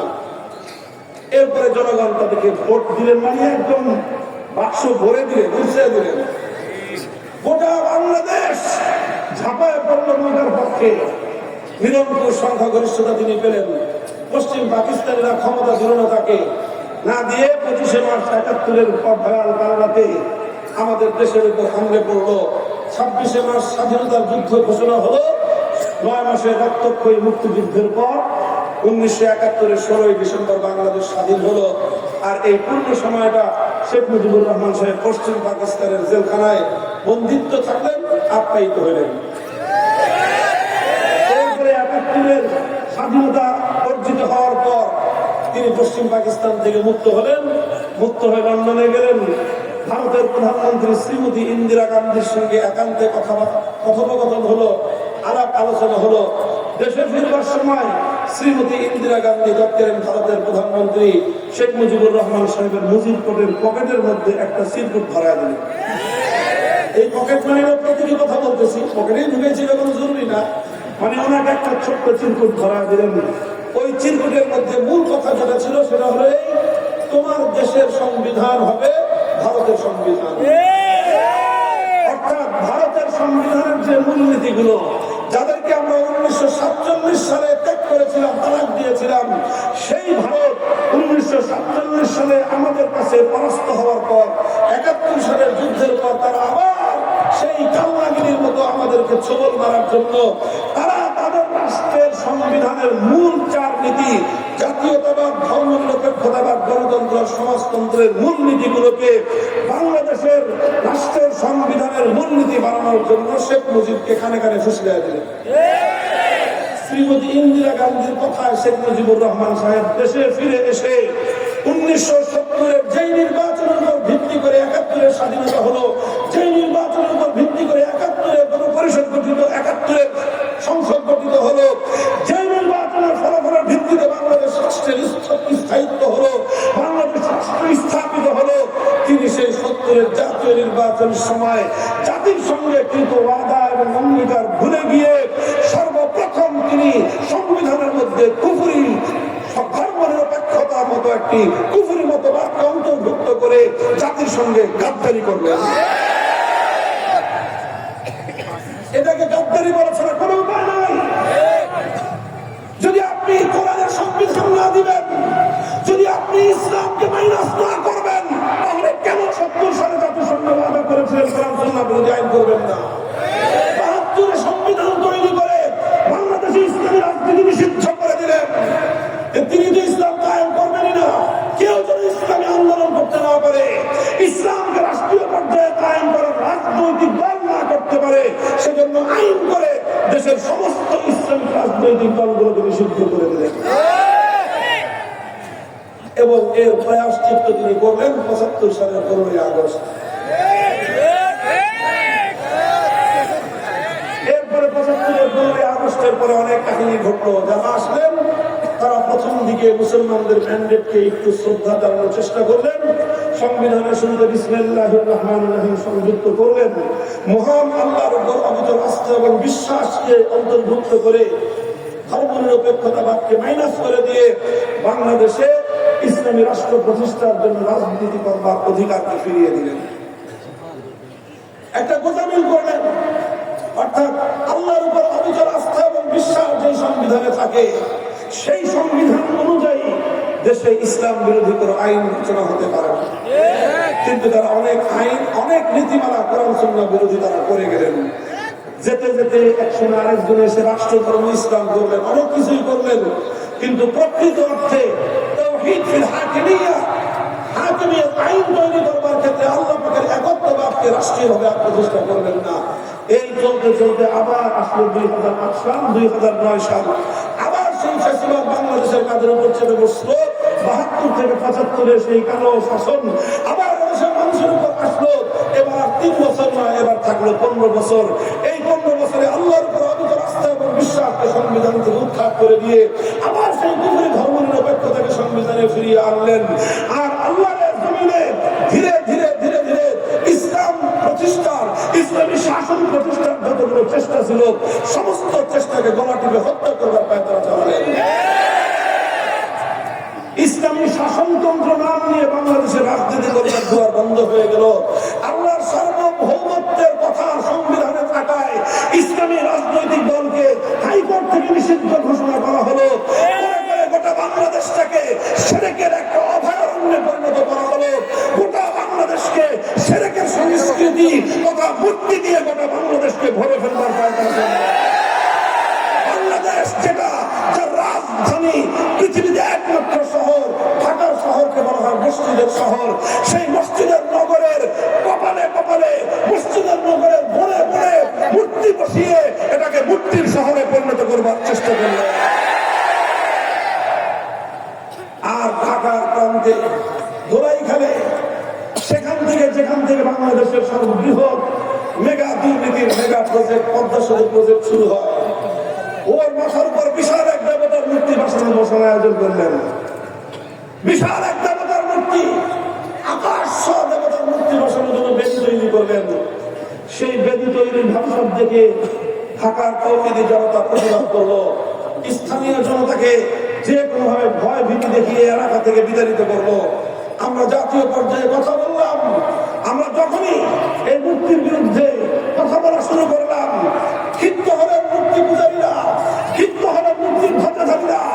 তারা আমাদের বিরুদ্ধে নানাভাবে ষড়যন্ত্রে জাল বুনতে আরম্ভ করলেন। আমরা তখনও বলেছিলাম, আমরা কল্যাণকামী আপনাদের শত্রু নই। আমরা চাই না একজন মরহুম মৃত মানুষের মূর্তি বানায় যে নিজেকে মুসলিম বলে পরিচয় দিত, আপনি তার সন্তান হয়ে তার মূর্তি বানায় কবরে তাকে আযাব এবং লাঞ্ছনার সম্মুখীন করতে পারেন না, মানুষের সামনে তাকে অপমান করতে পারেন না। এটা সন্তান হিসেবে পিতার প্রতি আপনার অন্যায়, আপনি কুসন্তানের পরিচয়। এই কথা কেন বললাম? আমার বিরুদ্ধে সবচেয়ে বেশি ক্ষিপ্ত হলেন। যেখানে যেখানে মূর্তি ভাঙে সব মূর্তি ভাঙার জন্য আমার উপরে দায় চাপানোর চেষ্টা করলেন। আমি বললাম তো পরিষ্কার কথা, আমরা মূর্তি ভাঙা আমাদের কাজ না, কিন্তু মূর্তির বিরুদ্ধে কথা বলা আমাদের দায়িত্ব। আমাদের হাতে যদি ক্ষমতা আসে, আল্লাহ পাক যদি আমাদেরকে রাষ্ট্র ক্ষমতা প্রদান করেন, রাষ্ট্র ক্ষমতা প্রদান করার প্রথম মুহূর্তে জাতীয় স্থাপনায় যত মূর্তি থাকবে, চাইছিল শেখ মুজিবুর রহমান সাহেবের মূর্তি হোক, জিয়াউর রহমান সাহেবের মূর্তি হোক, আমার বাবারও যদি মূর্তি থাকে, সে মূর্তি আমরা প্রথম মুহূর্তে ভেঙে গুড়িয়ে দেব। পরিষ্কার কথা, পরিষ্কার কথা আমরা জানিয়ে দিয়েছিলাম। কিন্তু এই কথা কেন বললাম? ক্ষিপ্ত হলেন, অনেক কিছু বললেন। গোটা রাষ্ট্রযন্ত্রকে ব্যবহার করে আলেম ওলামাকে অপদস্থ করবার, লাঞ্ছিত করবার অপতৎপরতা চালালেন।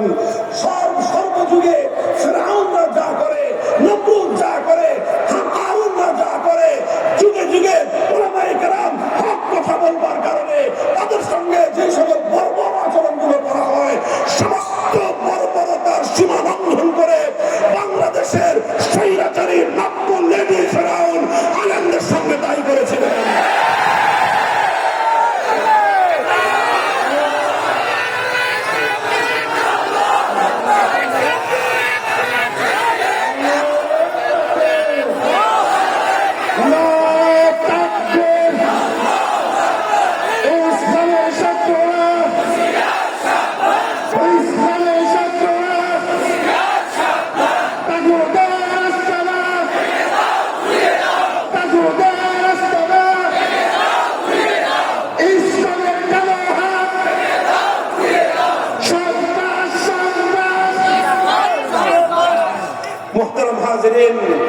কথা যেটা বলতেছিলাম, এই প্রসঙ্গে আমার আলোচনা শেষ।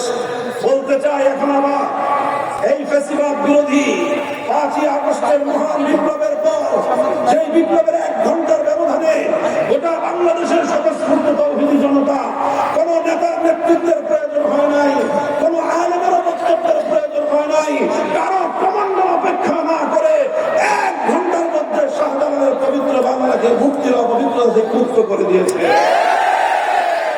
আমাদের এই সব কথা হলো মুসলিম জাতির এই জাতীয় স্থাপনাগুলো মুক্তি নিয়ে। আমরা হিন্দু ধর্মাবলম্বী সংখ্যালঘুদের তাদের মূর্তি নিয়ে আমাদের কোনো বক্তব্য নেই। সেখানে আমাদের একটাই বক্তব্য দাওয়াত, দেখো তোমরা শিরকের পথে আছো, জাহান্নামের পথে, একত্ববাদের পথে ফিরে আসো, ঈমান এবং ইসলামকে গ্রহণ করো। এছাড়া তাদের মূর্তির ব্যাপারে আমাদের কোনো বক্তব্য নাই। তোমরা তোমাদের মন্দিরে মূর্তি বানাও, সেই মূর্তি ভাঙার কথা আমরা কোনোদিনও বলি নাই, বলবো না। বসেন না। এখন আমাদের পরিষ্কার একটা কথা হলো, আজ এখন বাংলাদেশে একটা সংস্কারের আওয়াজ উঠেছে, একটা সংস্কারের বাতাস চলছে। এই সংস্কারের সময়ে আমরা আমাদের বক্তব্য জাতীয়ভাবে স্পষ্ট ভাষায় তুলে ধরতে চাই। সেটা হলো এই, সাংবিধানিক ভাবে বাংলাদেশকে আল্লাহর সার্বভৌমত্বকে উপেক্ষা করে যে এই যে শিরকি আইন তৈরি করবার যে অভিশপ্ত ধারা বাংলাদেশের 18 কোটি মুসলমানদেরকে যে বন্দী করে রাখা হয়েছে, আমরা এখন এই বন্দিত্ব থেকে স্বাধীনতা চাই, আমরা মুক্তি চাই। আমরা চাই সংবিধান সংস্কার যখন হবে সেখানে একটা ধারা সংযুক্ত থাকতে হবে, সেই ধারাটা যে কোনো ভাষাই হোক তার সারমর্মটা থাকবে যে মুসলমানদের এই বাংলাদেশে আল্লাহর আইনের বিরুদ্ধে কোনো আইন চলবে না, নীতিমালা চলবে না, কোনো বিধান চলবে না। বিধান থাকলে সেটা বাতিল গণ্য হবে, নীতিমালা থাকলে সেটা অকার্যকর বলে গণ্য হবে। চাই সেই নীতিমালা জাতিসংঘের হোক, চাই সেই নীতিমালা সার্কের হোক, চাই সেই নীতিমালা দেশের ভিতরে অথবা বাইরে হোক, আল্লাহর কোরআন এবং নবীর সুন্নাহ বিরোধী কোন আইন, কোন নীতি বাংলার মাটিতে চলবে না।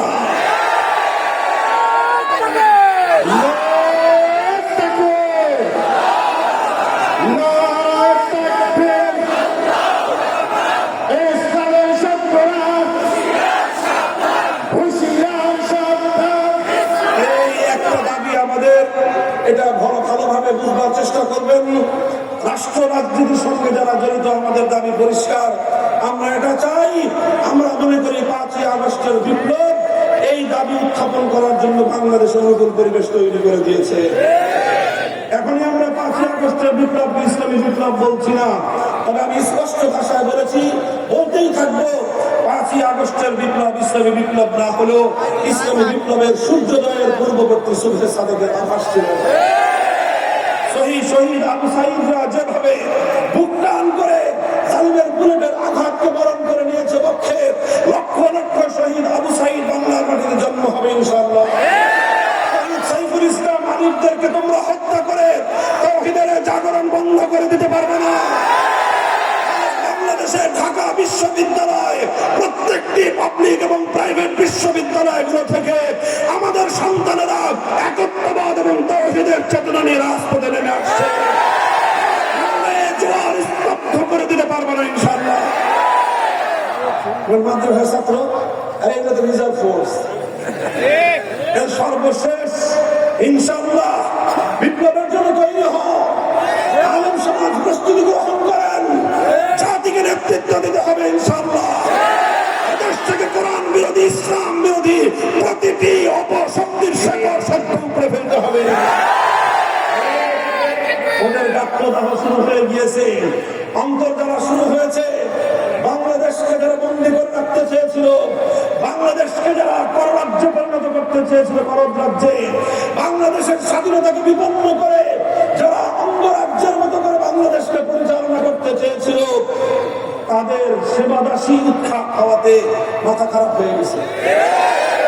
আমরা বলছি ইসকনের নামক সন্ত্রাসী সংগঠনের বিরুদ্ধে প্রায় 10 বছর ধরে ওলামায়ে কেরাম বলছেন, তখন আপনারা আমাদের কথাকে অনেকে গুরুত্ব দেন নাই, অনেকে সুশীল সেরেছেন যে ইসকন নিয়ে হুজুরদের মাথামাতি করার দরকার কি।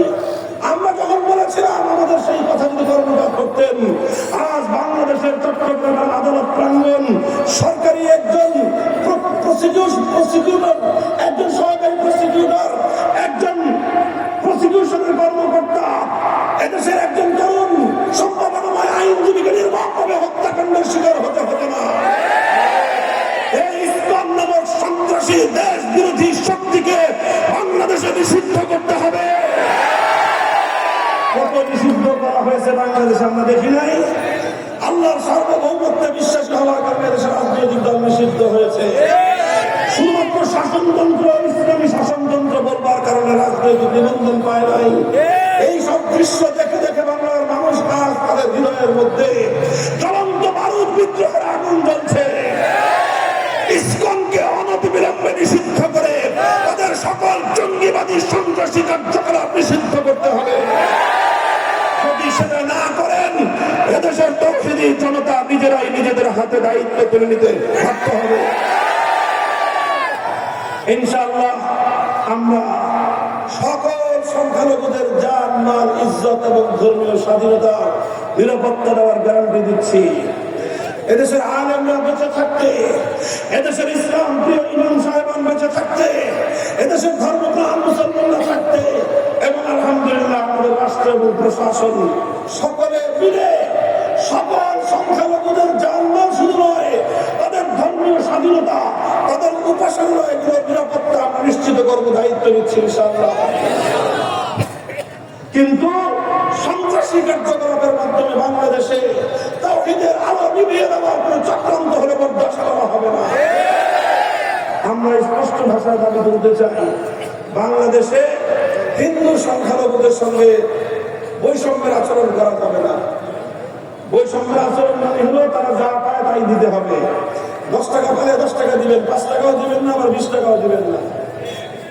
আমরা দেখেছি বাংলাদেশে তাদেরকে এবং বিশেষ করে সুপরিকল্পিত ভাবে পার্শ্ববর্তী রাষ্ট্রের অনুগতদেরকে নানাভাবে প্রশাসনিক ভাবে, রাষ্ট্রীয় ভাবে আশ্রয় প্রশ্রয় দিয়ে বিভিন্ন গুরুত্বপূর্ণ জায়গায় তাদেরকে বসিয়ে দেশটাকে অকার্যকর করার পায় তারা চালিয়েছে তারা।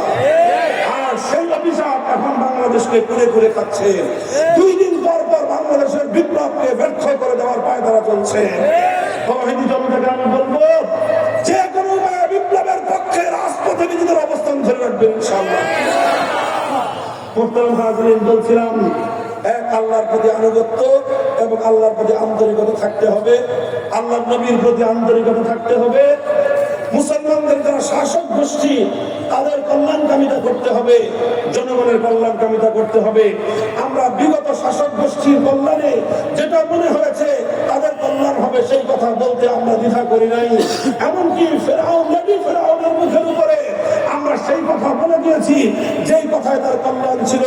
আজকে ডক্টর ইউনূস সাহেবের অন্তর্বর্তীকালীন সরকারকেও আমরা চোখে আঙুল দিয়ে সেই সকল দৃশ্যগুলো দেখিয়ে দিতে চাই, যেই সকল কাজগুলো করলে তাদের কল্যাণ হবে, সেই কল্যাণকামীদের পথে যেন তারা পরিচালিত হয়। আল্লাহ রাসূলের পক্ষ থেকে দায়িত্বপ্রাপ্ত হয়ে সেই দিক নির্দেশনা আমরা তাদেরকে দিতে চাই। আর বলেছিলাম আওয়ামী লীগের কথা বলবো, ওই কথা থেকে এই কথা চলে আসছে। আওয়ামী লীগের সমস্যা যে জায়গাটা, যদি আবার কোনোদিন বাংলাদেশের রাজনীতিতে ফিরে আসবার স্বপ্ন দেখেন, একটা জিনিসকে সংশোধন করে আনবেন, সেটা হলো বাংলাদেশে আলেম ওলামা এবং ইসলামপন্থীদের রাষ্ট্র ব্যবস্থা ইসলামকে প্রতিষ্ঠার এই চেষ্টার বিরুদ্ধে আপনারা দাঁড়াতে পারবেন। আওয়ামী লীগের সবচেয়ে বড় সমস্যা হবে হুজুরদেরকে মোল্লা হিসেবে সম্মান জানায়, হুজুরদেরকে ইমাম হিসেবে হাদিয়া দেয়, খতম পড়ায় তোহফা দেয়, কিন্তু সেই হুজুরই যখন কোন অন্যায়ের বিরুদ্ধে বলিষ্ঠ কণ্ঠে কথা বলে তখন সেই হুজুর নামরূপ হয়ে যায়। তখন আর দেখতে পারে না, যে এই হুজুর বেশি কথা পায়। তোমরা হুজুরদের মুখ থেকে শুধুমাত্র তোমাদের চাটুকারিতা চাও, মনে রাখবে যারা সত্যিকার আলেম জীবন দিয়ে দেবে, ফাঁসি কাস্তে ঝুলবে, কোন অত্যাচারী স্বৈরাচারী তাগুতি শাসনের চাটুকারিতা করবে না। সামনের দিনে বাংলাদেশের রাজনীতিতে ফিরে আসতে চাইলে এই চাটুকারিতার পছন্দনীয়তা বাদ দিয়ে আসতে হবে।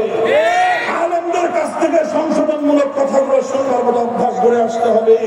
আমরা সব বিষয়ে কথা বলবো, সব বিষয়ে কথা বলবো।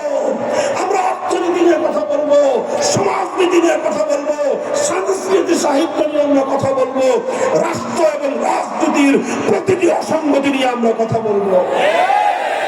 এগুলোই হবে মাহফিল, এগুলোই হবে মাহফিল। আরে আওয়ামী লীগের দেখা দেখি বিএনপির মধ্যে কিছু ভূত চলে গেল, ভালো হয়ে যাবে, ভালো হয়ে যান। এটার ভালো হওয়ার মোক্ষম সময়, এখন ভালো হওয়াটা সহজ। আপনারা এই সকল আলেম ওলামাদের সঙ্গে বিভিন্ন সময়ে ওলামায়ে কেরাম যখন কোরআন হাদিস থেকে এমন কোনো কথা বলেন যেই কথা দলীয় আদর্শের বিরুদ্ধে যায়, তখন ফস করে সাপের মতো সবল দিয়ে উঠে। এইটা বন্ধ করেন, আপনাদের সকলের জন্য কল্যাণ হবে। এই বাংলাদেশ আগামী দিনে ইসলামের বাংলাদেশ হবে। কাজেই এদেশে থাকতে হলে, চলতে হলে, এদেশের মানুষের সঙ্গে মিশে থাকতে হলে, এদেশের মানুষের অধিকাংশ মানুষের সেন্টিমেন্টকে বুঝতে হবে, তাদের পালস বুঝতে হবে, তাদের নাক চিনতে হবে। বাংলাদেশের চূড়ান্ত গন্তব্য হবে ইনশাআল্লাহ ইসলাম। আর শেষ কথা, কাটা কথা বললাম তো, এই যে মাহফিল গুলো যে হয়, ওলামায়ে কেরাম আপনাদেরকেও বলি খুব ভালো করে, জেলা ওলামা পরিষদ সারা এলাকায় সব জায়গায় একটাই জিনিস, এই মাহফিল গুলোকে আলেম সমাজ কন্ট্রোল এবং নিয়ন্ত্রণ করবেন। এই মাহফিল গুলোতে আমাদের মতো কোন আলোচক যেন কোন অবান্তর কথা বলতে না পারে, সেটাও ওলামায়ে কেরাম এটা দায়িত্ব নেবেন। কেউ কোনো ভুল কথা, যে কোনো দৃষ্টিকোণ থেকে ভুল কথা বললে তাকে সংশোধন করে দিবেন। আর এই দ্বীনের নামের এই মাহফিল গুলোতে কোন দুনিয়াদার পলিটিক্যাল ব্যক্তিত্বকে কখনোই অতটা গুরুত্ব দিবেন না, যে গুরুত্ব পেয়ে সে মাহফিলকে নিয়ন্ত্রণ করার চেষ্টা করে। মাহফিলে দাওয়াত না পেলে সম্ভাব্য এমপি প্রার্থীরা যে সমস্ত অপকর্ম করেন, ওই দিন ভুলে যাওয়া শুরু করেন। মাহফিলে যদি কেউ দাওয়াত পান, সম্মানের সঙ্গে সেই দাওয়াত গ্রহণ করে আসবেন এবং এসে চেয়ারে না বসার চেষ্টা করবেন। কোমরে ব্যথা থাকলে ভিন্ন কথা, তাও চেয়ারটা নিয়ে হুজুরদের পিছনে বসবেন। যেরকম নাকি মসজিদে গিয়ে নামাজের মধ্যে যত বড় নেতা হন, খেতা হন, ইমামের পিছনে দাঁড়ান, ঠিক এরকম দ্বীনের মাহফিল গুলোতে যে সকল রাজনৈতিক নেতৃবৃন্দ অংশগ্রহণ করেন, তারা ওলামায়ে কেরামের পেছনে সারিতে থাকার চেষ্টা করবেন। যদি কোনো কথা আপত্তিকর মনে হয়, ওলামায়ে কেরামের শীর্ষ আলেমদেরকে কানে কানে বলবেন, খবরদার এই সমস্ত কোনো কথা, কোন ধর্মের এর প্রোটেকশন, এর বিরুদ্ধবাদী কোনো কথা কোন মাহফিলে কোন রাজনৈতিক নেতা, না আওয়ামী লীগ, না বিএনপি, না অন্য কোনো দলের কোন নেতা কোন ওয়াজ মাহফিলে আলেম সমাজের কোন কথার প্রোটেকশন করতে পারবে না। এই ধারা বন্ধ করেন। তাওহীদি জনতা যদি সচেতন থাকেন, এই সব ভূত এদের কাছ থেকে নেমে যাবে ইনশাআল্লাহ। বেজার হলেন আমার এই কথা হইলে হবে। এভাবে ইনশাআল্লাহ বাংলাদেশ ইসলামের দিকে এক ধাপ এগিয়ে গেছে, আরো এক ধাপ এগিয়ে যাবে ইনশাআল্লাহ। আল্লাহ পাক রব্বুল আলামিন আমাদের সকলকে সেই দিন দেখান। আমাদের এই দেশটা যেভাবে আমাদের পূর্বপুরুষরা সেই ব্রিটিশ সাম্রাজ্যবাদের বিরুদ্ধের সময় থেকে আজ পর্যন্ত ইসলামী শাসন ব্যবস্থা দেখবার অভিপ্রায় নিয়ে অনেক ত্যাগের কোরবানি স্বীকার করেছেন, তাদের পরবর্তী প্রজন্ম হিসেবে আমরাও যেন তাদের ধারায় পরিচালিত হতে পারি। বাংলাদেশ হোক ইসলামের বাংলাদেশ, সেই প্রত্যাশা ব্যক্ত করে সকলের কাছ থেকে দোয়া কামনা করে বক্তব্য শেষ করলাম। আলহামদুলিল্লাহ রাব্বিল আলামিন। আসসালামু আলাইকুম ওয়া রাহমাতুল্লাহ।